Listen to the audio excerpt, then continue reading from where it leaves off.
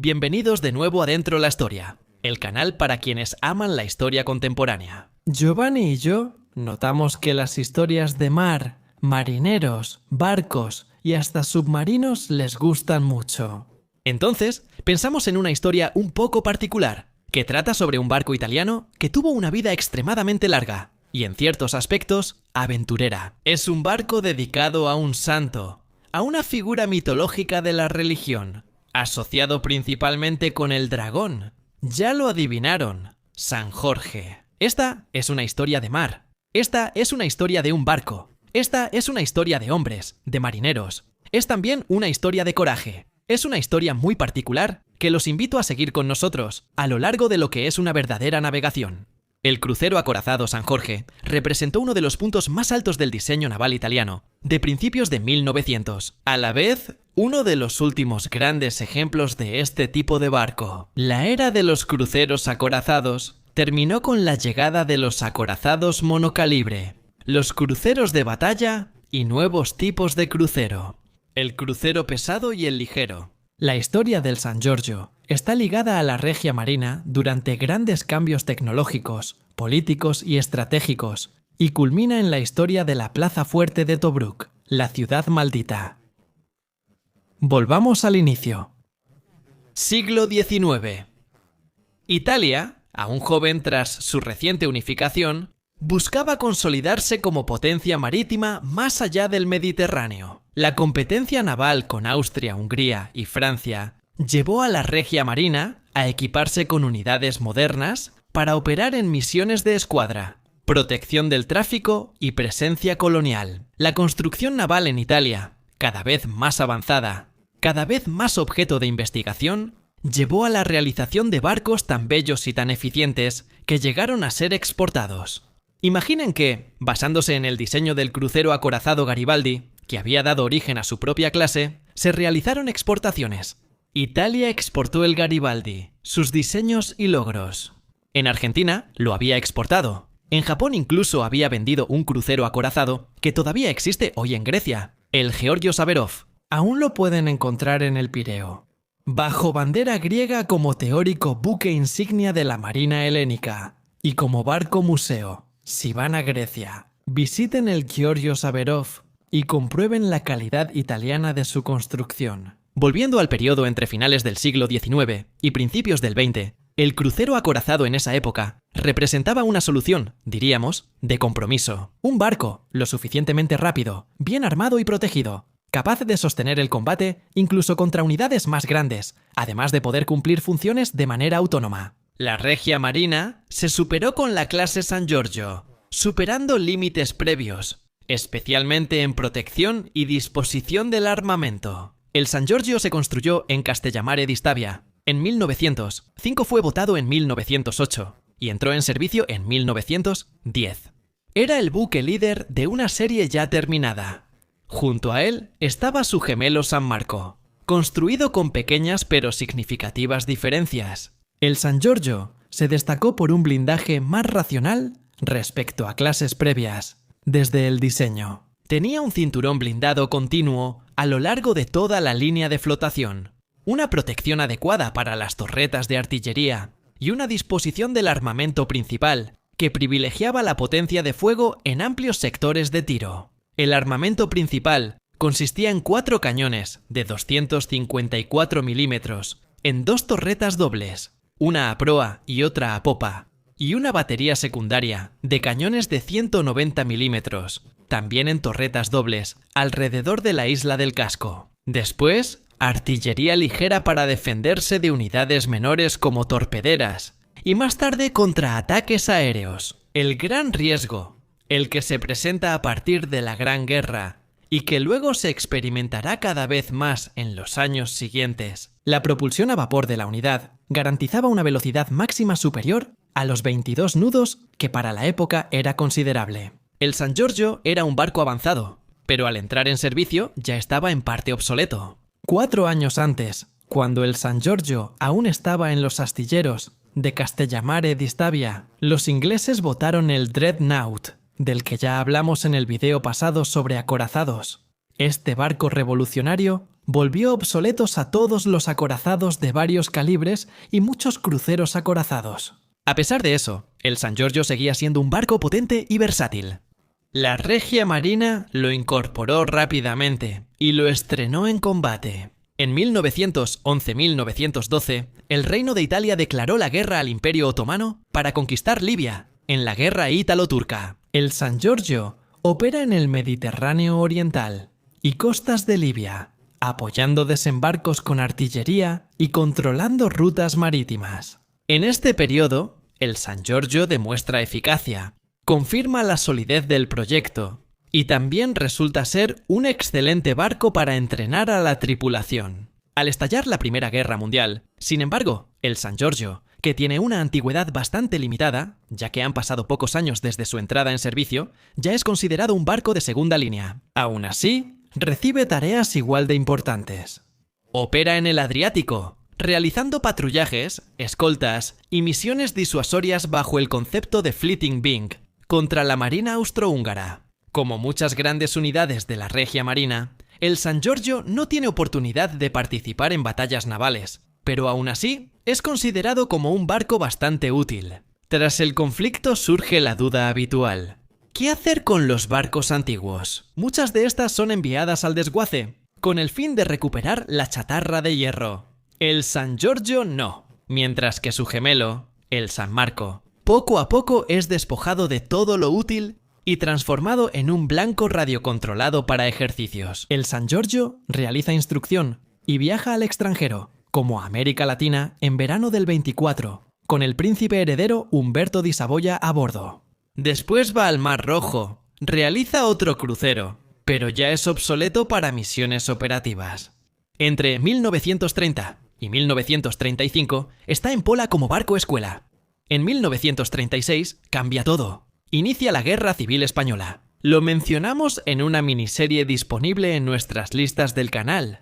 Mussolini decide intervenir directamente, desde la Guerra Española, con divisiones supuestamente voluntarias, en realidad completamente armadas y enviadas en ayuda de los sublevados, los nacionalistas liderados por Franco. Además de las divisiones terrestres, además de la aviación legionaria, también se envía una cuota de barcos de superficie y submarinos para apoyar el esfuerzo bélico de Franco y los suyos. Oficialmente, en realidad, la misión italiana debería estar dentro del patrullaje de las aguas españolas e internacionales para prevenir el riesgo de contrabando de armas. En realidad, lo sabemos perfectamente. Los barcos italianos cometen actos de verdadera piratería contra los barcos civiles que transportan suministros para la España republicana y, en ciertos casos, también atacan objetivos civiles, bombardeando las ciudades, sobre todo de noche. En este contexto, el San Giorgio deja de ser barco escuela,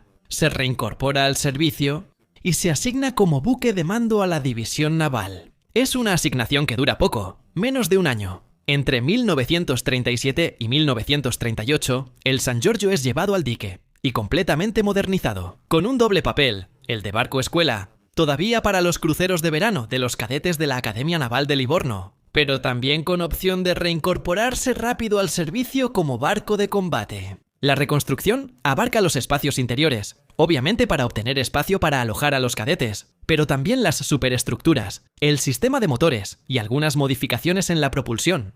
Remoción de 6 calderas. Las 8 calderas restantes se adaptan para funcionar con combustible líquido. Se eliminan 2 de los hornos reconocidos como de importancia para la ciudad. Importancia. Importancia. La ciudad es reconocida como una ciudad de importancia. Ciudad de importancia. Reconocida como ciudad, se retiran cañones de 76 milímetros, lanzatorpedos y armas menores. Se conserva la artillería principal y se aumenta la antiaérea. Con la Segunda Guerra Mundial, la mayoría de los barcos escuela se asignan a tareas menores. El San Giorgio, que se ha mantenido activo por su robustez tecnológica, ya cumple 30 años de servicio. Ha sido superado por nuevos cruceros pesados y ahora cumple tareas de defensa aeronaval bajo el mando naval de Libia en Tobruk. Está ahí desde el 13 de mayo de 1900, 44 semanas antes de la guerra.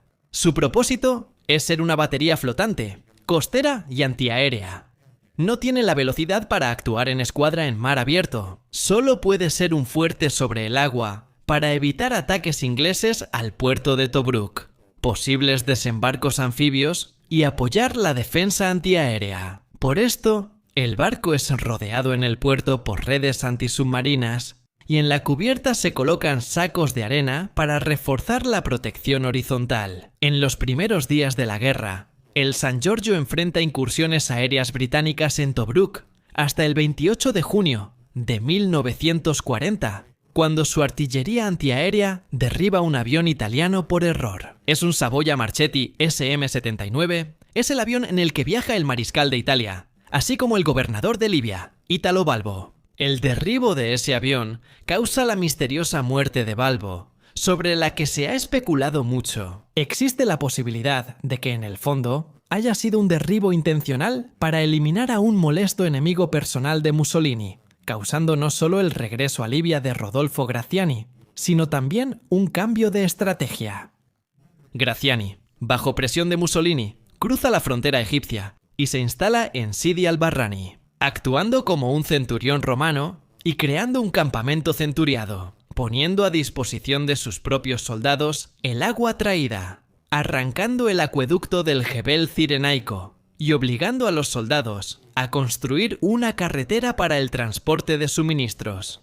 El San Giorgio cambia de comandante. Esteban Pugliese, capitán de fragata y vicecomandante del crucero Garibaldi en Punta Estilo, es enérgico y pragmático. Sabe que la tarea que le han encomendado no es sencilla.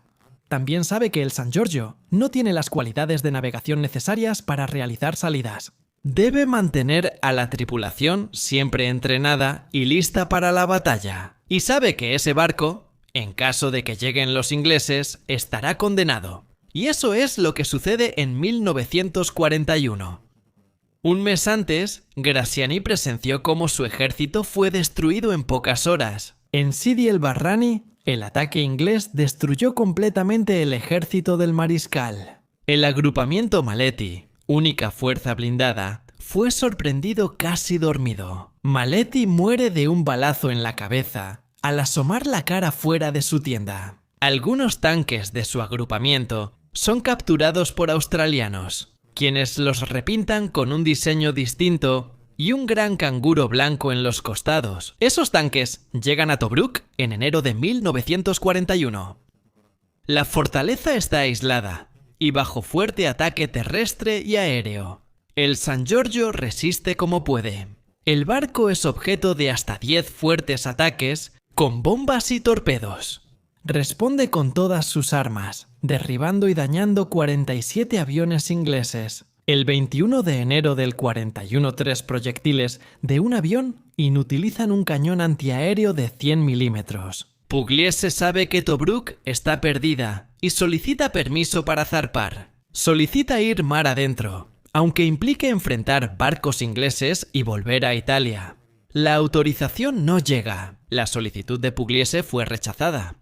Supermarina dice que el mando San Giorgio en mar abierto sería un blanco fácil. Debe quedarse ahí hasta el sacrificio extremo. Pugliese discrepa, pero acepta. Hacia el final del 21 de enero al atardecer, Pugliese ve llegar cada vez más la marea creciente anglo-australiana.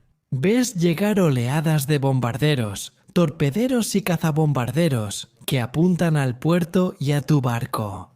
A las 11 de la mañana, la bomba destruyó el cable de comunicaciones y dejó al San Giorgio aislado. Tras más bombardeos, a las 14:30, a las 17:00, otra bomba impacta el casco y reduce la defensa del barco. Hasta las 19:00, ya oscuro, llega una señal de la fortaleza. Tobruk casi cae. Pugliese sube a una lancha a las 20:30, va a tierra para reunirse con el contraalmirante Massimiliano Vietina, jefe naval de la fortaleza. Solo hay una cosa por hacer: activar las cargas de demolición y abandonar el barco. El San Giorgio no puede resistir el mar. Ha sido alcanzado en el casco, que está comprometido. Aunque abrieran las redes antisubmarinas, su fuga sería breve. Solo queda evitar que los ingleses capturen el barco, aunque esté dañado. Pugliese vuelve a bordo, desembarca a heridos y personal no esencial y prepara el autohundimiento. Decide quedarse hasta la explosión final. La explosión ocurre no sin dificultades, ya que a bordo no había suficiente explosivo, especialmente minas navales, para lograr completar la tarea. Se conecta una mecha a bombas instaladas en los depósitos de municiones de los calibres principales, como los de 254 milímetros. El 22 de enero, a las 12:30 de la noche, tras desembarcar la tripulación, Pugliese ordena encender las mechas y baja último, cerca de la 1 de la mañana.